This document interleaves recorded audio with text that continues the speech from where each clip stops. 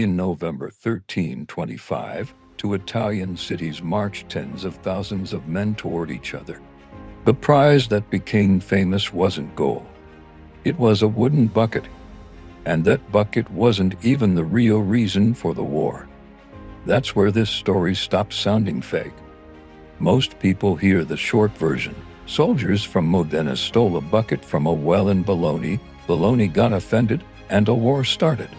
That version survives because it's funny and it fits on a souvenir magnet. But reality is always longer and meaner. The bucket was a trophy, not the cause. So, what really happened? The conflict was part of a much larger power struggle in Italy between the Guelphs, who supported the Pope, and the Ghibellines, who backed the Holy Roman Emperor. Bologna was a Guelph city loyal to the Pope. Modena was Ghibelline, loyal to the emperor. For decades, they had been clashing over territory. In 1296, Bologna had seized key castles from Modena, and the Pope officially approved it. This was not a friendly neighborhood rivalry. It was a deep-seated feud rooted in politics, power, and land. The leader of Modena, a man named Passerino de Bonacolsi, was an agent of the emperor. The Pope, John XXII, went so far as to declare Bonacolsi a rebel against the Church.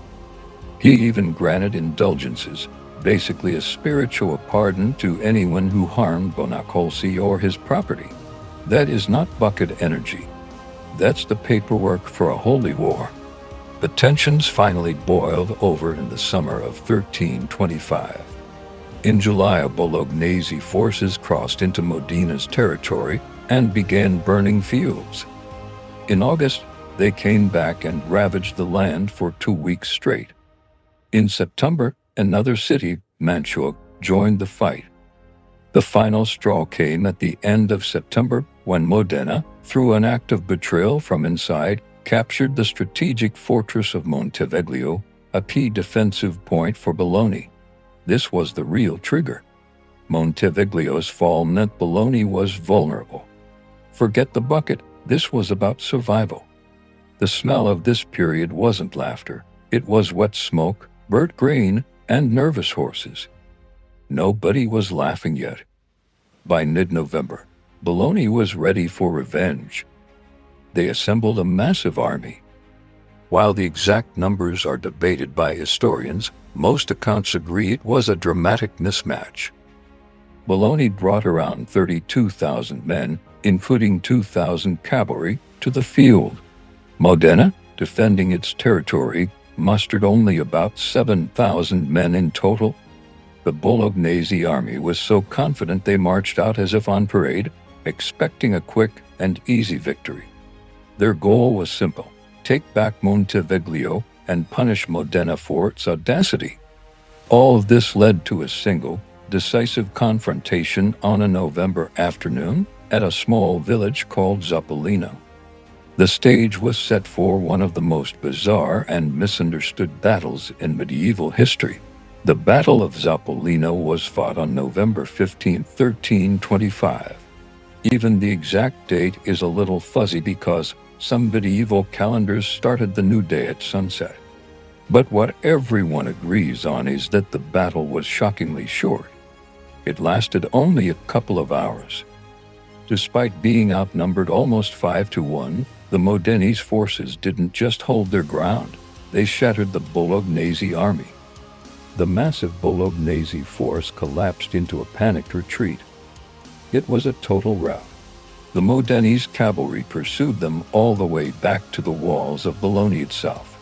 On their way, they destroyed several castles and, most critically, they wrecked a dam that diverted the Reno River into the city, crippling Bologna's infrastructure.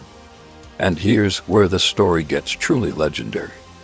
Instead of trying to lay siege to the massive city, which they didn't have the numbers for, the Modenese army did something else. Right outside the city gates, in full view of the defeated and humiliated citizens of Bologna, they held a paleo-medieval festival with horse races and games. It was the ultimate act of mockery, a victory lap designed to inflict maximum psychological damage. after shaming their rivals. They turned to leave, but not before taking some souvenirs. They captured 26 prominent Bolognese nobles, and, from a well just outside the San Felice gate, they took an ordinary oak bucket. This is the moment the myth is born. The bucket was small enough to carry, but the humiliation it represented was big enough to last for centuries. So, let's clear things up.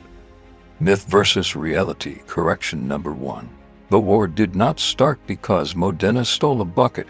The bucket was taken after the decisive Battle of Zappolino as a trophy. It was a symbol of their victory and Bologna's defeat. The bucket wasn't the cause of the war. It was the exclamation point at the end of it. Its fame was cemented centuries later, not by generals, but by a poet. In the early 1600s, Alessandro Tassoni wrote a famous mock-heroic epic called The Rape of the Bucket. This poem, a satirical masterpiece, turned the humble wooden object into a legendary artifact and broadcast the story across Europe. Once the poets got involved, the bucket stopped being wood and started being destiny. So, what happened after the battle and the theatrical taunting? You might expect the war to continue, but medieval conflicts were complicated. The violence turned into negotiation. In January of the next year, a peace agreement was signed. As part of the deal, Modena returned the fortress of Montevideo and the other castles to Bologna. Things pretty much went back to the way they were before. Some historians even suggest that a quiet ransom was paid for the release of the captured nobles. So, in the end, the borders were redrawn to where they had been, and the land changed hands back again. The battlefield victory looked decisive, but the political settlement was almost a complete reset. But what about the bucket? The bucket outlived the diplomacy. It became curated memory. Modena refused to give it back. It was a permanent reminder of that one glorious afternoon at Zappolino. Today, the original bucket, or what is claimed to be the original, is kept in a special room in Modena's City Hall. A replica is proudly displayed for tourists in the Ghirlandina Tower. A simple, functional tool got museum lighting, and that's how you know its story worked. It became more powerful than any fortress. So, why do people call this the most pointless war in history? Because they're focused on the wrong thing. The point was never the bucket. The point was power. The point was the centuries-long struggle between Pope and Emperor, played out by rival cities. The point was control over trade routes, land, and political influence in northern Italy. The Battle of Zappolino was a major victory for the Ghibelline cause in the region, even if the territorial gains were temporary. The bucket is just a label stuck on the folder, a simple, memorable image for a very complex conflict. It's easier to remember a bucket than a border war. So yes, a war became famous for a bucket. But the bucket is a receipt, not a reason. It proves that Modena marched to the gates of Bologna, staged a public insult, and carried home a piece of ordinary life as proof of their victory. In the end, the strangest part of this story is that grown men fought a war over a bucket they did. The strangest part is that the bucket accomplished what armies could not. It has kept winning for Modena for nearly 700 years, ensuring that their greatest victory is never, ever forgotten.